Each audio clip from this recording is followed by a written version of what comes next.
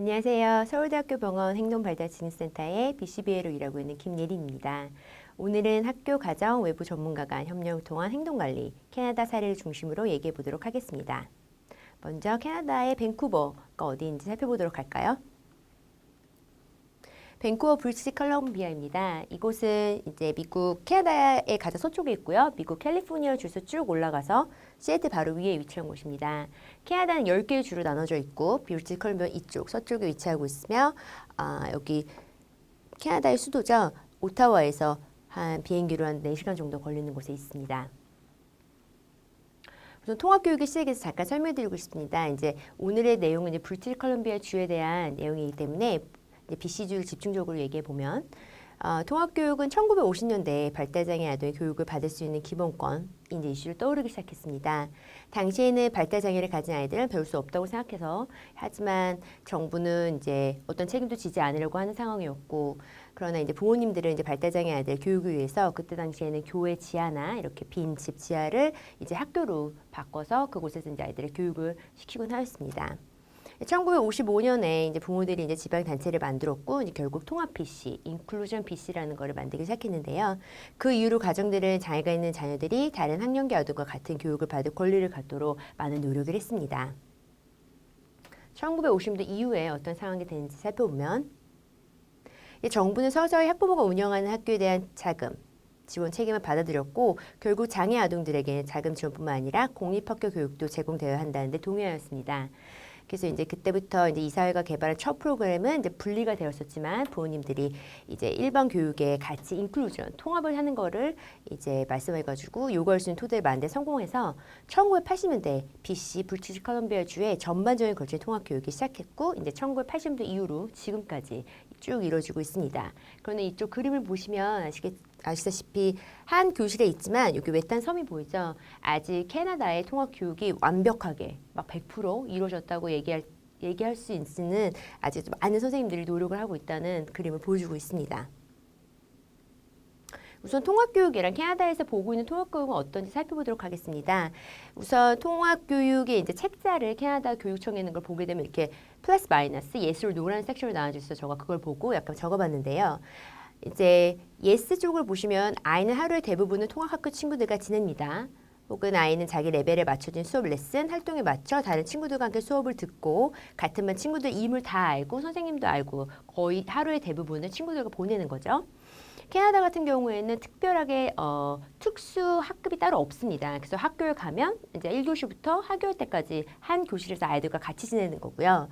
그래서 이제 대부분의 레슨 같은 경우에는 친구들이 하고 있는 지금 그 프로그램 맞춰서 하고 있고 그래서 예를 들어서 아답티브랑 모디파이 프로그램으로 두 개를 나눠줄 수 있는데요. 그거는 이제 모든 아이들이 만약에 로미오 줄리엣을 배우고 있으면 이제 아답티브 프로그램 하는 아이들은 조금 바꿔서 이제 그 아이 눈높이에 맞춰서 예를 들어서 뭐 서술형으로 써야 되면 그 아이는 주관식으로 그 주관식으로 써야 되면 약간 객관식으로 그래서 조금 레벨을 낮춰 아니면 좀 바꿔서 선생님이 좀 평가를 다르게 하는 거고요. 모디파이 프로그램 같은 경우는 좀 많이 바꿉니다. 그래서 예를 들어서 그냥 캐릭터 그다음 배경 요것만 공부하고 하지만 모든 아이들이 로미오 줄리엣을 배우는 건 똑같습니다. 그래서 그거를 하는 것도 선생님의 역할이고요. 그리고 이제 그거를 맞춰서 가리키는 것도 선생님의 이제 프로그램이 있어야 되고 이제 레슨 플랜이 되게 중요합니다. 그런데 이쪽에 보시면 노 섹션에 보시면 이제 아이는 하루에 대부분 특수학급에서 보내고 이제 1, 2교시만 통학을 보냅니다. 아니면은 또래 친구들 선생님과 시간을 많이 보내는 경우가 많이 있죠. 그래서 이제 특수학급 캐나다는 없지만 이제 다른 주나 다른 도시에 있는 이제 특수학급을 보면은 대부분 아이들이 이제 어른, 성인, 선생님과 보낼 시간이 굉장히 많습니다. 그래서 친구들 보는 기회도 적고 그다음에 체육 시간, 미술 시간 이때만 이제 자기 친구들을 만나지만 이제 캐나다에서는 이제 대부분의 아이들이 계속 하루 종일 친구들과 같이 있고 모든 수업을 같이 할 수 있도록 많이 지원해주고 있습니다. 우선 캐나다의 학교는 어떻게 구성되는지 잠깐 보도록 하겠습니다. 캐나다 학교는 공립학교 이렇게 큰 부분을 차지하고 있고 그다음에 사립학교 또는 종교학교라고도 하고 이제 크리스찬 학교라든지 캐톨릭 학교가 있고 조그맣게 특수학교가 있습니다. 제가 살았던 이제 BC주 같은 경우에는 특수학교는 거의 없었습니다. 만약 있어도 한 군데 두 군데 정도로 해서 약간 사설의 테라피를 하고 있는 학교였고 이렇게 교육청에서 관리해주고 이런 학교는 없었습니다. 그래서 대부분의 아이들은 집 앞 근처 아니면 이제 주소로 돼 있는 공립학교로 가게 돼 있습니다. 교육의 시스템을 확인해 보면 이제 한국과 되게 비슷한데요. 이제 교육부가 있고 교육청이 있고 학교가 있고 부모님이 계시고 이제 학생이 있어서 이렇게 다 모든 연결되어 있는 고리로 되어 있습니다. 우선 역할을 잠깐 보도록 하겠습니다. 그래서 교육부의 역할은 이제 특수교육의 목적은 이제 BCG 교육 시스템 안에서 모든 학생들이 이제 공평하게 참여할 수 있도록 하는 거죠. 그리고 이제 교육청의 역할 같은 경우는 이제 교육 프로그램을 개발하고 이제 그걸 제공해주며 교사 및 교직원 교육, 그리고 정보 교육, 그다음에 가족 커뮤니티를 대상으로 되게 많은 리소스를 정해주고 있습니다. 그래서 뭐 어디를 가면 뭐를 배울 수 있고 어떠한 거를 다운로드 받아서 이제 공부하면 집에서 어머니가 도와줄 수 있는지 그래서 부모와 학생 그리고 선생님들 다 같이 나눌 수 있는 정보 같은 거를 되게 많이 공유하고 있고요. 그다음에 학교를 보시면 이제 학교 관리, 학교 장인, 학교 교선생님이 계시고 이제 담임교사 선생님, 그다음에 보조 인력이 있습니다. 그래서 이제 특수교육 대상 학생이 담임 특수교사를 통해 충분한 교육을 받을 수 있도록 지원해 주신 분이 이제 교장 선생님이 되시고요. 교장 선생님 같은 경우는 이제 만약에 보조 인력이나 보조 선생님이 필요할 때 교육청에 연락해서 이제 교육청에서 인사 관리를 하고 교육청에서 이제 선생님들을 이제 하이어해서 이제 학교로 이제 보내주는 그렇게 되는 시스템이고요. 근데 보조 인력 같은 경우에는 이제 교사 함께 담임 선생님과 함께 이제 특수 교육 대상 학생에 맞춰서 프로그램을 실행하는 겁니다. 그래서 아까 말씀드린 뭐 모디파이 프로그램이든지 아니면 아답티브 프로그램을 이제 담임 선생님들이 만드시고 그거를 이제 프로그램을 실행하시는 분은 보조 인력 선생님 되실 수도 있고 아니면 담임 선생님 같이 하는 거죠. 또 이제 부모님이 계시고 이제 부모님은 이제 뭐 어느 나라나 똑같겠지만 이제 자녀에게 필요한 교육을 지원해줄 책임이 있으시고 그리고 이제 IP 개별화 프로그램 교육 프로그램에 미팅을 제안을 하실 권리가 있습니다. 그리고 1년에 3번에서 4번 정도 IP 미팅에 참여하시고요. 그래서 이제 학생이 학교에 이제 적극적으로 참여를 하십니다. 그리고 이제 학생이 있고 학생이 제일 중요한 이제 중심이죠. 이제 학생은 이제 모든 학생들을 안전하고 환영받는 환경에서 배울 수 있는 기회가 주어지는 이렇게 역할이 나눠져 있고 다 같이 일을 해서 한 학생을 도와주고 있습니다. 그러면 이제 학생을 위한 협력팀 운영하기에 대해서 잠깐 설명해 드리겠습니다. 우선 보시면 첫 번째 스쿨 베이스 팀이 있고 학교 관찰이 있고 아까 말씀드린 IP 미팅이 있고 그리고 프로그램을 실행하고 평가 이렇게 5개로 나눠져 있습니다. 첫 번째 그럼 스쿨 베이스 팀에 대해서 얘기 나눠보도록 해보면 3개로 나눌 수가 있습니다. 첫 번째 보시면 이제 교육청 관할의 특수학생 지원, 그다음에 학교 내의 지원, 그리고 이제 지역 특수학생 지원 외부 전문가 이렇게 3개로 나눌 수가 있는데요. 첫 번째 교육청 관할 특수학생 지원에 대해서 얘기해 보도록 하겠습니다. 이제 이곳에는 이제 임상심리 진단 평가하시는 분, 그다음에 언어치료사, 작업치료사, 뭐 행동치료사, 그다음에 수학통역사, 시각장애 학생 지원 이렇게 모든 분들이 이제 교육청 관할 소속돼 있는 분들이 계시고 이제 학교에 나오셔서 이제 아이와 1대1로 수업을 하게 됩니다. 그래서 이럴 경우에는 이제 학교 수업에 방해가 되지 않도록 이제 뭐 점심시간이나 이럴 때 오셔가지고 1대1로 뭐 30분에서 45분 정도 언어치료 수업을 하든지 아니면 행동치료를 받고 아니면 작업치료 아이에게 맞는 이제 치료나 수업을 받게 되고요. 근데 이게 지금 좀 그 기다리는 메일링이 많아가지고 이제 조금 기다려야 되는 좀 단점이 있습니다. 그래서 이제 이럴 경우에는 선생님들께서 이제 지역 특수 학생 이쪽을 보시면 이쪽 외부 전문가 이쪽 선생님들이 오셔서 도와주는 부분도 있습니다. 그래서 이제 교육청에 관한 특수학생 지원하신 분들이 이제 학교로 오시면 첫 번째로 이제 진단해 주시고 그다음에 이제 그거에 평가를 하셔서 그거에 맞는 이제 어떤 프로그램을 할 건지를 짜서 이제 학부모와 교사 미팅을 갖고요. 그다음에 학교의 일반화를 목표로 이제 학교 안에서 이제 수업을 하게 됩니다. 그래서 아까 말씀드린 대로 시간을 좀 쪼개서 이제 수업 시간에 방해되지 않는 시간에 오셔서 이제 아이와 1대1로 수업을 하고 끝난 다음에는 항상 리포트를 이제 부모님께 전해드리고요. 그다음에 그 리포트를 가지고 이제 어머니도 부모님들도 집에서 어떤 게 도움을 줄 수 있는지 같이 보시고 계십니다. 이제 학교 안에 이제 특수학생 지원을 보면 이제 거의 한국이랑 비슷한 시스템인데 이제 통합적 교사가 계시고 그다음에 보조교사, 그다음에 특수 보조교사 선생님 3분이 계시는데 이렇게 특수 보조교사 선생님께서 이제 한 10년 좀 안 된 것 같아요. 제가 봤을 때는 왜냐면 이렇게 ABA 경험을 가지신 분들 이제 교육청에서 딱 공고를 한 게 얼마 되지 않은 것 같은데 요즘엔 너무 이제 ABA라는 이제 어프로치 이제 이제 그런 행동 발달이죠. 네, 그냥 ABA 이제 경험을 가지신 분들 찾는 이제 선생님들 많이 계셔가지고 이제 특별하게 ABA 경험을 가진 분들을 이제 요즘 이제 선생님들 채용하시려고 합니다. 그래서 이분들 같은 경우에는 이제 그냥 보조교사 선생님이랑 조금 다른 점이 1000시간의 이제 행동 발달 컨설턴트 아래에서 일한 경험이 있으셔야 되고 이 1000시간 안에서 250시간은 이제 1대1로 이제 아이들과 일한 경험이 있으셔야 됩니다. 그래서 이렇게 될 경우에 이제 학교에 이제 공고가 나면 교육청에 공고가 나면 지원을 하시고 인터뷰를 하시고 이제 학교 내 특수학생 지원으로 들어가시는 건데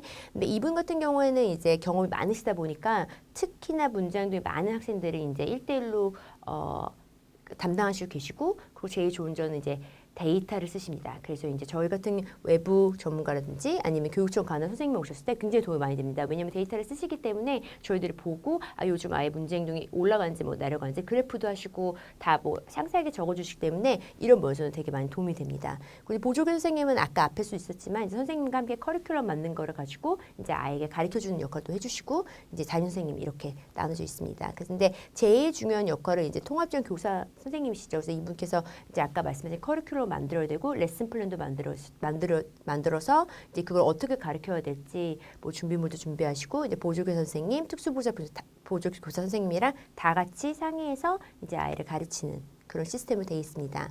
근데 지역 특수학생 같은 경우는 이제 외부 전문가죠. 이제 저같이 뭐 행동치료사, 그다음에 언어치료사, 놀이치료사, 작업치료사 그 외에도 되게 많은 치료 선생님들이 계시는데 이제 학교 방과 후에 이제 사설이죠. 이제 그냥 센터라든지 뭐 학원 이런 데 가가지고 이제 치료를 받는 이제 그런 전문가 분들입니다. 그래서 이럴 경우에는 이제 아이에게 학교에서 문제 행동이 너무 많이 올라갔다든지 아니면 선생님들이 이제 어떻게 해야 될지 모를 경우 아니면은 좀 알고 싶다 예전에 어떻게 했는지 무슨 방법을 집에서 쓰고 있는지 이런 거를 알고 싶다 하실 때는 저희한테 연락이 옵니다. 그래서 저희한테 이메일이나 전화를 주셔서 담임 선생님인데 이런 부분이 있어서 이런 문제 행동에 대해서 상의하고 싶다라고 하시면은 부모님, 저 그다음에 선생님 이렇게 다 같이 뭐 이메일로 얘기를 한다든지 아니면 전화 아니면 같이 미팅을 가져서 이제 아이에 대해서 상담을 하고요.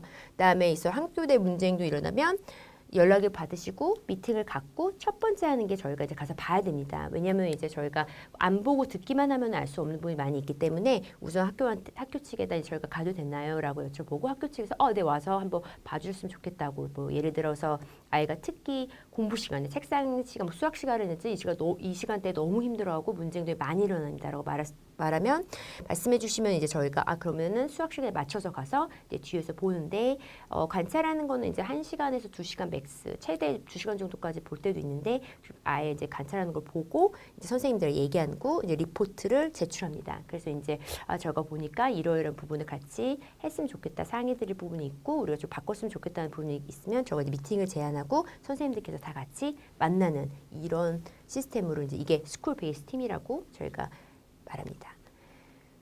그 다음에 이제 학교가 저거 잠깐 말씀드렸는데 더 자세히 보면 학교 관찰 이제 갔을 때 제일 중요한 게 이제 저가 학교 관찰을 하러 가고 싶습니다. 처음에 대부분의 경우에는 선생님들께서 저한테 연락을 주실 경우도 있고 아니면 부모님께서 먼저 말씀하시는 경우도 있습니다. 예를 들어서 이제 오랜만에 계약을 해서 이제 학교를 가는데 문제 행동이 너무 많이 일어나는 것 같다라든지 아니면 요즘 우리 아이가 학교에서 어떻게 지내고 있는지 궁금하실 때 그때 이제 부모님께서 이제 이메일을 쓰실 때 저희도 이제 참조하시고 담임 선생님, 뭐 교선 선생님 다 참조하셔서 요즘 아이가 어떻게 학교에 생활하는지 궁금합니다. 이렇게 같이 오랫동안 일한 선생님이 계신데 외부 전문가 선생님이 계신데 가서 좀 봐도 될까요? 하면은 학교 측에서 네 너무 좋습니다. 한번 와주셔서 우리 같이 얘기 나눠봤으면 좋겠습니다. 말씀하시면 저가 학교를 가게 됩니다. 그래서 이제 가면은 저희도 리포트를 써야 돼서 보시면 여기 관찰 목적이 있습니다. 그래서 이제 왜 방문했는지 어떤 거를 볼 건지 정확하게 써야 되는 칸이 있어서 예를 들어서 저는 뭐 수학 시간에 아이가 문제 행동이 많이 일어나서 이제 그거를 보러 왔습니다라든지 뭐 던지거나 뭐 아이를 다른 아이들을 때린다거나 아니면은 뭐 텐츄럼이 되게 많아졌다든지 뭐 이런 문제 행동을 보러 왔다고 저가 쓰고요. 그리고 이게 제가 개인적으로 되게 좋아하는 부분은 이제 아이의 강점과 개선점 이걸 씁니다. 그래서 제가 알고 있는 아이의 강점, 어떤 우리 학생은 저가 뭐 3년 동안 일했었고 뭐 몇 년 동안 일했었는데 이런 부분이 되게 잘하는 부분입니다. 제가 알고 있는 한에서 이런 걸 쓰게 되고요. 그다음에 여기서 약간 요즘에 좀 노력하고 있는 부분이라든지 개선해야 될 점, 뭐 예를 들어서 요즘에 시각적 자료를 이용해서 말하기를 연습하고 있습니다. 아니면 뭐 수학에서는 어떤 부분을 저희가 따로 가리키고 있습니다라든지 개선해야 될 점 이걸 써놓고 그다음에 이 밑이 제일 이제 이 밑이 같이 이제 저희들이 가장 중요시 보는 경우인데요. 첫 번째 이제 관찰된 문제 행동입니다. 선생님이라든지 이제 부모님이 저한테 말씀해 주신 거, 그리고 제가 본 거, 직접 본 거를 제가 여기에 적고요.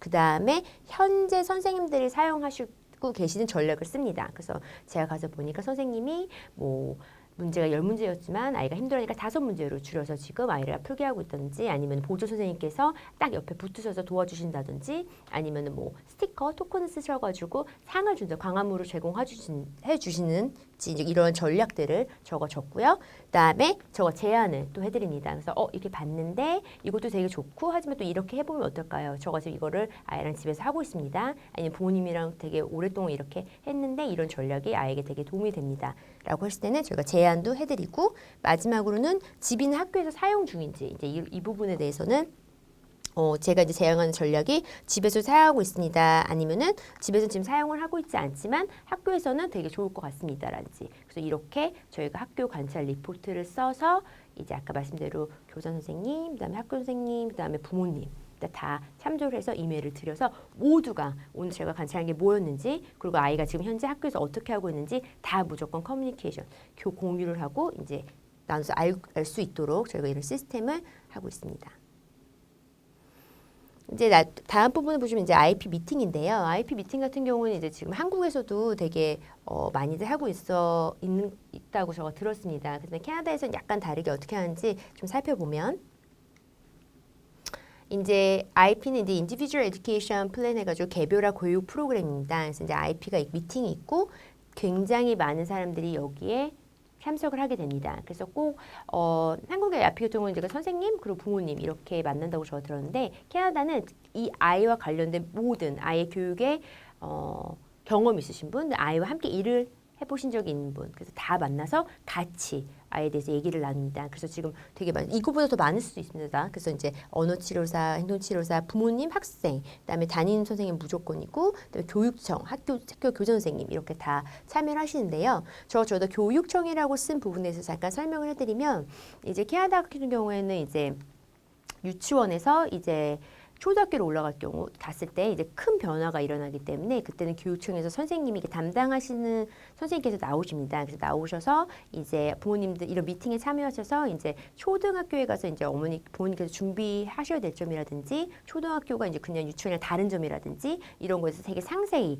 나오셔서 설명해 주시고, 그다음에 이런 IP 미팅에 이제 부모님께서 처음 오시는 거기 때문에 초등학교 올라가서, 그래서 이제 이런 미팅에서 설명해 주시고, 그다음에 누구한테 문제가 생겨서 연락을 해야 되는지, 그리고 이제 선생님들한테도 이제 소개시켜 드리고, 그래서 이렇게 교육청에서 나오실 경우가 있어서 그래서 제가 이렇게 써놨고요. 또 아니면 중학교에서 이제 고등학교로 올라갈 경우 그때도 교육청에서 선생님들이 나오셔서 또 다른 큰 이제 변환점이 있으니까 변화가 돼야 돼서 이제 그때도 선생님들이 나오셔서 이제 부모님 만나시고, 이제 고등학교 올라가서 준비해야 될 거 뭐 자주기술이라든지 아니면 뭐 직업을 찾는다든지, 그럼 이제 뭐 아니면은 파트타임에 일을 할 수 있는 거라든지 여러 가지 이제 커뮤니티에서 아이가 할 수 있는 거 어떤 게 있는지에 대해서 교육청에서 선생님이 나오셔서 설명해 주십니다. 그래서 저거 이렇게 써놨고요. 그다음에 교장 선생님은 항상 모든 미팅에 항상 참여를 하십니다. 그리고 이제 이렇게 BC주에는 이제 이렇게 매뉴얼이 있고, 이제 이런 미팅에서는 뭘 해야 되고 어떤 거를 얘기를 나누며 그리고 이제 어떤 거를 서로 기록에 남겨야 되는지, 왜냐면 모든 미팅에 이제 기록에 남아야 되기 때문에 이제 누가 뭐를 쓰고 이제 이런 것도 여기 다 매뉴얼에 나와 있습니다. 좀 더 자세히 살펴보면 이제 각자의 역할에 대해서 제가 잠시 설명해 드리겠습니다. 그리고 이제 IP의 가장 중요한 사람은 학생이죠. 그래서 이제 캐나다 같은 경우에는 중학교 이상 된 아이들은 만약에 자기가 나의 IP 미팅에 제가 참여하고 싶습니다 그러면은 무조건 저희는 이제 다 오라고 해서 같이 참여해서 미팅 얘기하고요. 그래서 학생 같은 경우는 자기가 가장 성공적이었던 전략에 대해서 논의, 그 다음에 얘기도 나누고, 선생님 저는 이렇게 했을 때 되게 많이 도움이 됐습니다. 라든지 저는 너무 벨소리가 너무 커서 집중하기 힘든데 저 헤드폰을 껴도 될까요? 라든지 아이가 스스로 자기의 이제 경험이라든지 아니면 되게 잘 됐던 전략이라든지 아니면 도움이 됐던 거 그거를 얘기할 경우 되게 많고요. 그래서 이제 우리가 목표를 달성하는 데 필요한 것들에서 학생 스스로가 저에게 제안을 합니다. 그래서 부모님들 참여했을 때 가장 중요한 게 이제 가족의 문화와 기대에 대해서 이제 정보를 공유합니다. 예를 들어서 아이가 뭐 동생이 3명이고 아니면 형이 있고 그래서 가족에 대한 환경도 얘기해 주시고 그다음에 문화적 같은 차이도 있죠. 그래서 이제 캐나다 같은 경우는 되게 다양한 인종들이 많이 살기 때문에 일단 뭐 저희 문화에서는 이런 식으로 하는데 뭐 할머니 할아버지도 되게 많이 같이 사시고 뭐 주말에는 어딜 가야 되고 뭐 종교적인 뭐 행사도 있을 수 있고 그래서 이런 문화를 저한테 많이 알려주셔서 선생님들이 아이가 정확하게 지금 어떻게 집에서 생활하고 있는지 그거를 되게 알 수 있는 중요한 정보를 부모님께서 알려주시고 또 팀에게 이제 가정과 지역사회에서 자기가 어떻게 지내고 있는지 예를 들어서 우리 아이는 지금 뭐 감각치료도 배우고 있고 언어치료도 배우고 있고 어디를 가고요 일주일에 몇 번을 배우고 있고 이런 것도 이제 알려주시면 저희가 다 뭐를 아이가 지금 배우고 있는지 그리고 궁금한 게 있으면 이제 그분한테 연락을 드립니다. 그래서 이거 되게 중요한 정보고 그다음에 제일 중요한 건 이제 우리 아이가 학교에서 어떤 걸 배웠으면 좋겠다. 그리고 어떤 부분이 되게 부족한데 이 부분을 도움을 받을 수 있을지. 그리고 우리 아이가 또 이런 거 되게 잘하는 점. 그래서 이걸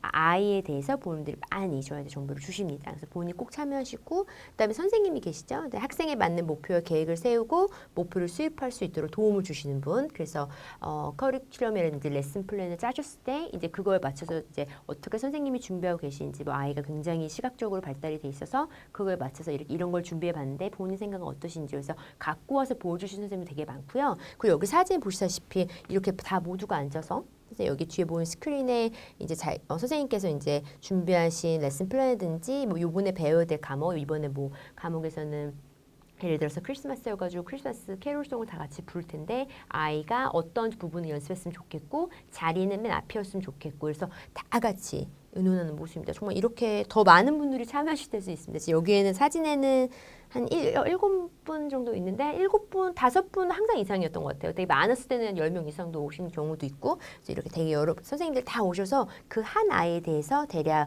1시간 정도 우리가 미팅을 갖게 됩니다. 그리고 이제 행동치료사나 언어치료사, 교육청에 아까 소속하신 분이 나오실 경우도 있고 아니면 저같이 외부 전문가가 갈 때도 있고요. 저는 항상 저희 아이 같이 일하는 아이의 미팅에 정말 매 1년에 뭐 3-4번 정도 꼭 저는 이제 이메일을 봐서 가는 경우가 있었고요. 가서 이제 우리가 배우는 거, 이제 아이가 집에서 지금 하고 있는 프로그램이든지 아니면 저희의 목표, 지금 하고 있는 이제 이런 프로그램 만든 이유라든지 지금 우리는 어떤 거를 집중적으로 집에서 하고 있고 본인 교육을 어떻게 해드리고 있는지 그거에 대해서 저희가 설명을 해드립니다. 그래서 정보도 공유하고 이제 진행 상황을 저희가 보고하고 그리고 학생에게 도움이 될 만한 전략 방법도 공유하고 그래서 이제 아까 이 미팅 전이나 후에 제가 이제 아까 말씀대로 저가 학교 관찰을 가니까 또 이제 그럼 제가 본 것도 말씀드리고요. 선생님들도 그날 내가 선생님께서 오셔서 본 거에 대해서 좀 말씀해 달라고 관찰했었을 때 어떠셨냐고 물어보면 저도 이제 그런 경험을 같이 나눕니다. 그래서 여기 사진을 보면 이제 아이들이 이렇게 있고 선생님들의 손이 있습니다. 그래서 이제 이렇게 미팅이 다 끝난 다음에 되게 많은 정보를 저희가 지금 갖고 있잖아요. 그러면은 이제 프로그램이 실행이 됩니다. 그래서 많은 선생님들께서 아까 얘기했던 공유했던 전략, 정보, 그다음에 모든 이제 아이들을 위해서 어떻게 우리 아이 하나를 위해서 이제 어떤 걸 뭘 준비할 건지 그 밑에서 다 얘기한 거를 가지고 프로그램을 실행하고 그다음에 실행한 다음에는 항상 저희가 평가가 있습니다. 왜냐하면 그 됐는지 안 됐는지 어떻게 됐는지 아이가 받아들였는지 아니면 아이가 이거 싫어했는지 이것도 아는 게 너무 중요하기 때문에 저희가 꼭 평가를 한 다음에 그 평가지를 이제 이메일로 다 같이 나누게 됩니다. 그래서 캐나다의 교육 같은 경우에는 통합교육도 아까 그림에서 저희가 보여드렸겠지만 아직도 교실 안에는 조금 외딴섬이 있을 수 있습니다. 그래서 보조교 선생님이나 특수교 선생님이나 따로 1대1로 공부하는 경우가 있기도 하겠지만 그래도 최대한으로 저희가 모든 아이와 관련된 선생님들이 참여해서 그 아이가 정말 자기가 지금 여기에 한 멤버고 저희가 이 학교의 한 학생이라는 거를 느낄 수 있도록 최대한 그런 환경을 만들어주고 노력하고 있습니다. 그래서 오늘의 내용은 여기까지였고요. 네, 들어주셔서 감사합니다.